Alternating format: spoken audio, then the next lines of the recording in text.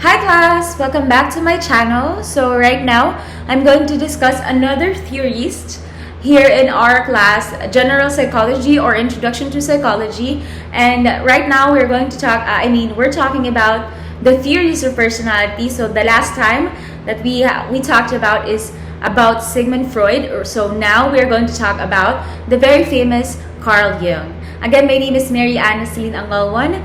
I'm your psychology faculty here in Trinity University of Asia, and I'll be discussing about Carl Jung. So in this lesson, so this is just it's gonna be brief, and we are going to talk about the following. So first, we're going to have the introduction about Carl Jung's theory. We're going to talk about his definition of ego and the personal unconscious. We're also going to talk about the collective unconscious, the importance of archetypes, its applications of the theory of Carl Jung, and some of the critics. However, in this slide, I will no longer talk about the critics. So now let's talk about Carl Jung. So Carl Jung is very famous for his analytical psychology. He's actually a Swiss psychiatrist, and he has a huge influence in the fields of psychology, anthropology, and literature. So Jung believed that in our human psyche, there are three parts. So we have the ego, the personal unconscious, and also the collective unconscious.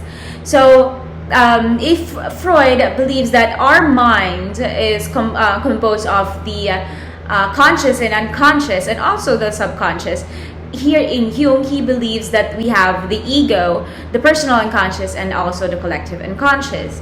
So with that in hand, he also introduced a new concept called the archetypes. So the archetypes now is the universal symbols and patterns that exist in the collective unconscious. So later on, I'll be discussing to you one by one what are these three parts of the human psyche according to Carl Jung. So now let's talk about the ego and the personal unconscious. So let's go first to the ego. So the ego, this is the conscious part of the mind. So this, in simple terms, this is the one that is aware of everything that we do. So that includes our thoughts, feelings, and also our perception. So everything that includes our awareness is the ego, and that's according to Jung. Again, everything that includes our awareness, that is the ego. The personal unconscious, in here, these are experiences and memories that are not currently in our conscious awareness. So from its term itself, it is the personal unconscious. So it's part of our unconscious. So it's not aware. It is something that is on the level of wherein these are being part of our past, maybe, or part that is deeper in our consciousness. So it's not on our awareness. So the personal unconscious, these are actually a compilation of our experiences and memories that is not easily can be tapped to the awareness. So that's why it's called the personal unconscious. It is part of our unconscious, however, it's something that is personal to us, that includes our experiences and also our memories. So Jung also believed that our personal unconscious is made up of complexes. So these complexes actually influence our actions and also our beliefs. So these complexes can be either positive or also negative. It can either help us or either hinder us in achieving our goals. Now we've talked about the ego and the personal unconscious. Now let's talk about the collective unconscious. The collective unconscious, this one is something that is dark because it's deeper and a mysterious part of our psyche. So in here, this is actually, from the term itself, a collection. It is actually a collection of experiences and memories of our ancestors and yes, the people that lived before us. So Jung believed that we are connected to each other, and we are connected by this collective unconscious. This is also at the part of our unconscious, so it means that it is not readily available when we tap it, and it is not something that is on the surface of our awareness. So the collective unconscious in here is something that is a collection, again, a collection of all the memories and experiences of not just us, but also the people before us.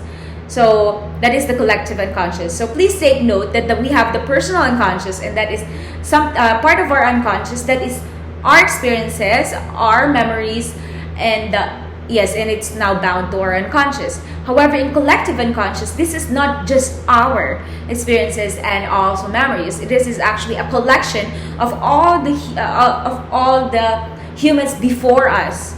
So you believe that we are connected by the collective unconscious.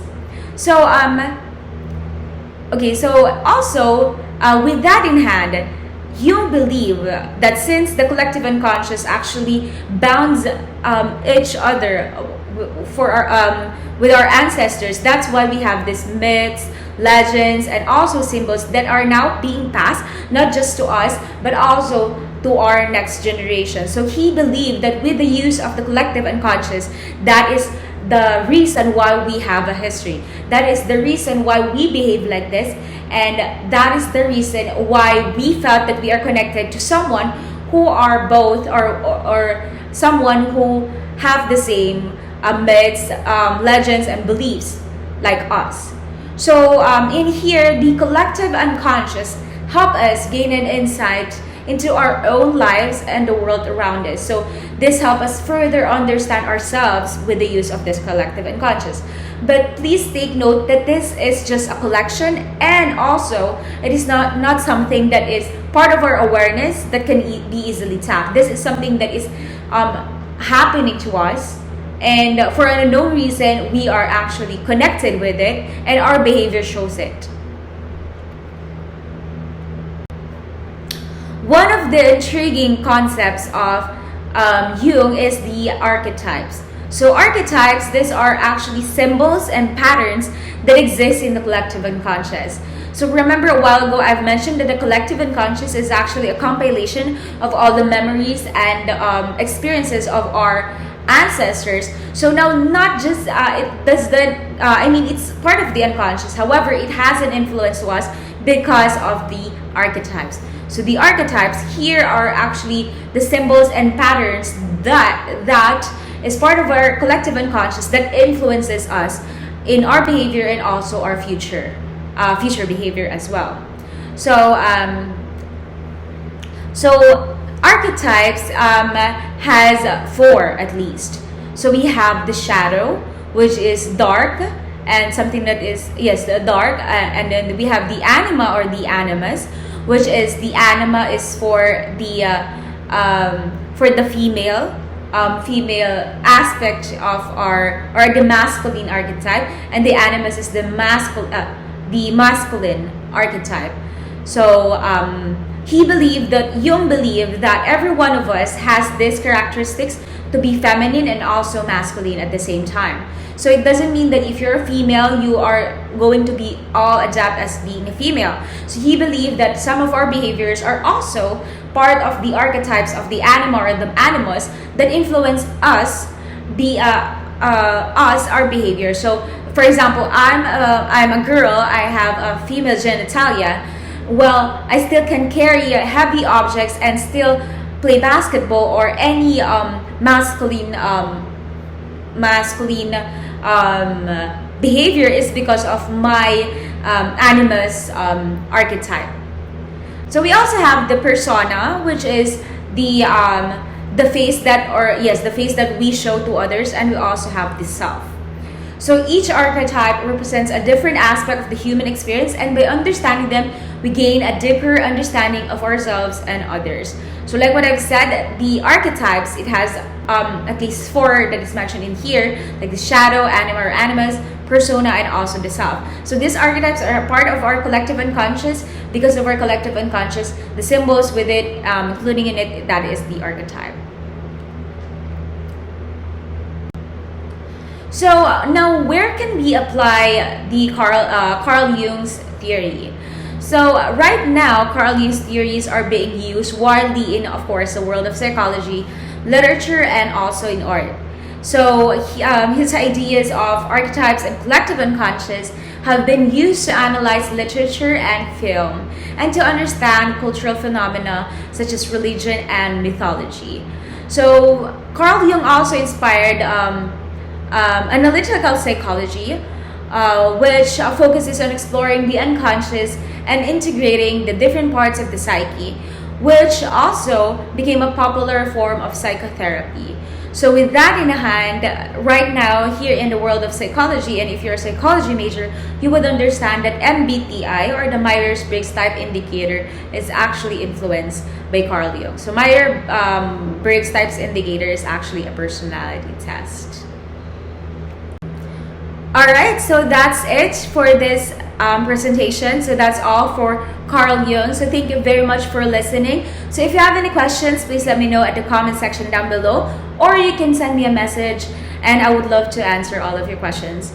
So that's it. So if you have any suggestions, and also, yes, our next topic would also be will also be a psychologist, or a psychologist who propose another theory. So please watch that as well. So thank you very much. I'll see you then. Bye for now.